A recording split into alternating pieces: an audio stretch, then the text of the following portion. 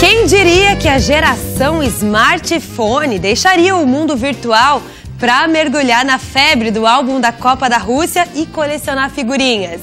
Já já tem um bate-papo sobre isso aqui no Ver Mais. E ainda no clima do Mundial, o Ver Mais hoje vai mostrar um professor que criou uma exposição de futebol aqui em Santa Catarina.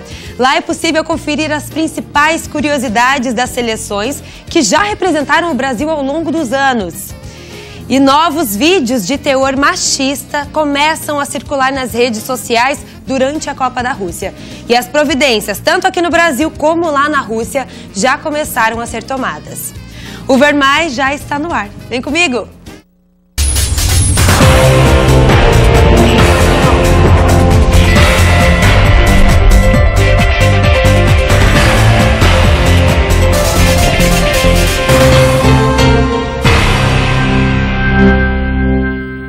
Boa tarde a todos. Olha, como a gente já falou aqui no programa de hoje, a gente começa oficialmente o inverno, né? Já começou às 7 horas da manhã.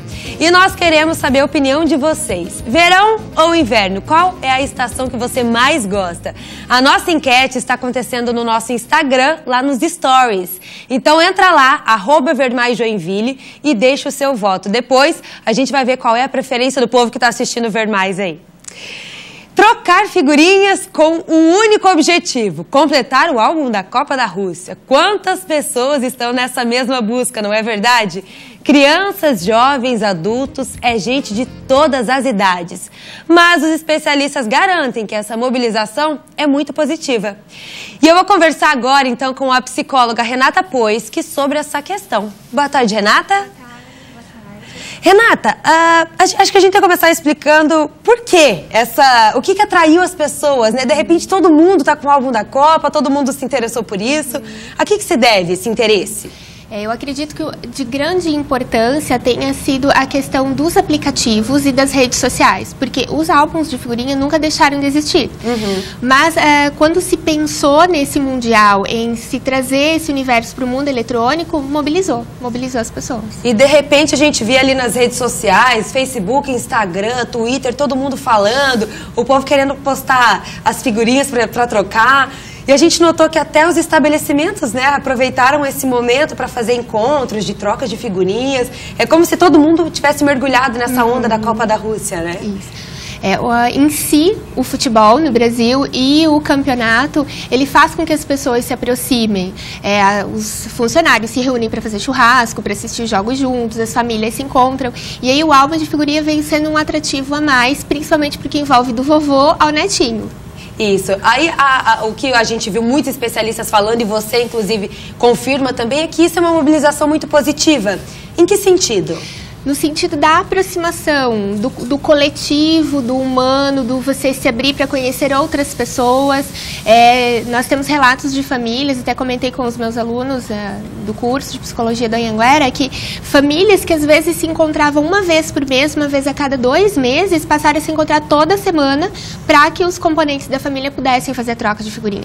Então, há uma aproximação, há uma abertura para essa interação sem a mediação dos eletrônicos. O que a gente consegue notar também é que, como pessoas de várias idades estão fazendo, montando o álbum da Copa da Rússia, essa interação, a troca de figurinhas, tudo acabou também aumentando a interação entre essas idades, entre essas diferentes faixas etárias. Exatamente. Nós temos o vovô, que está colecionando junto com o neto, que sai para comprar figurinhas, que conta a história da época dele, do futebol, de como era a seleção. E tudo isso é muito importante, tanto do ponto de vista social quanto do ponto de vista histórico também. E um ponto legal que você tocou aqui, Renata, é em relação ao aprendizado que isso pode ter para as crianças, né? Pode servir de aprendizado para as crianças. O que a gente pode destacar, então? Vários aspectos. Essa questão da interação, então a criança ela precisa desenvolver a comunicação, a flexibilidade para negociar as figurinhas, para fazer as trocas. Ela precisa desenvolver a capacidade de lidar com a frustração de que nem sempre ela vai conseguir a figurinha que ela quer no momento que ela quer, ou talvez o álbum não se complete. Trabalhamos questões matemáticas, sequenciação numérica, questões motoras, a abertura do álbum sem rasgar as figurinhas, destacar a figura para colar. Então são todos pontos, aspectos muito interessantes do desenvolvimento infantil que pode ser trabalhados através do álbum. Tem a questão do patriotismo também, né? Exatamente. Pode ser destacado.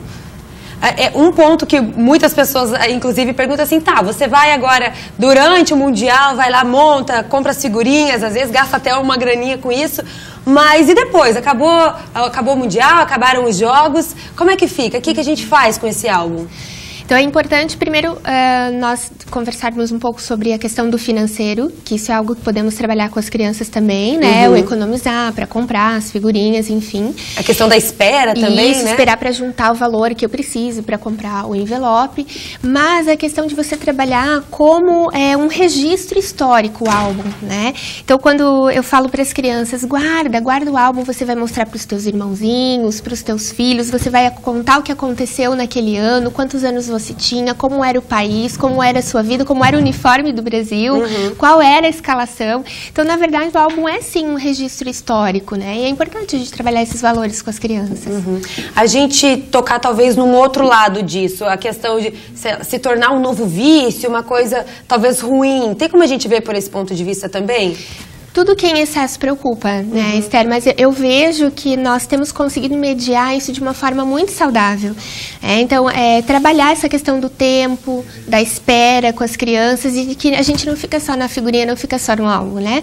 Tem um relato de crianças que não gostavam de futebol, não gostavam de jogar futebol e agora, por conta do álbum de figurinhas, estão praticando o esporte. Então, eu vejo que esse é um ponto de partida para uma gama de trabalhos que nós podemos desenvolver com os pequenos. E com os grandes também. E com os grandes também, né? Inclusive com as mulheres, porque muita gente acha que a mulherada não gosta de futebol. Eu estou fazendo um álbum desse também. Na verdade, eu comprei pro meu namorado e quem disse que eu dei pra ele? Eu falei, você vai comprar o seu, porque agora eu vou montar o meu álbum.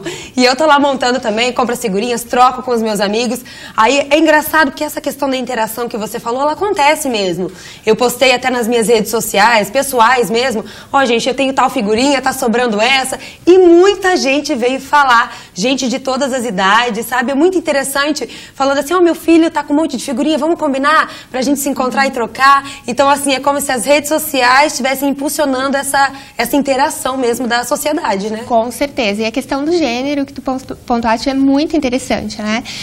Nós temos visto que as mães são as principais mediadoras das trocas. Quem diria, né? Quem diria, da interação, né? Então, você vê as mães baixando o aplicativo, mediando essas trocas nas suas redes sociais, é muito interessante, porque assim, vamos nos ver, vamos tomar um café, vamos levar as crianças para trocar figurinhas. Literalmente, trocar figurinhas. Trocar figurinhas. Tá certo então, Renata. Obrigada pela sua entrevista. Tá aí a dica então para o pessoal que ainda não fez e tem interesse. Muito bom e recomendado pelos psicólogos, inclusive, montar o álbum da Copa da Rússia. Obrigada.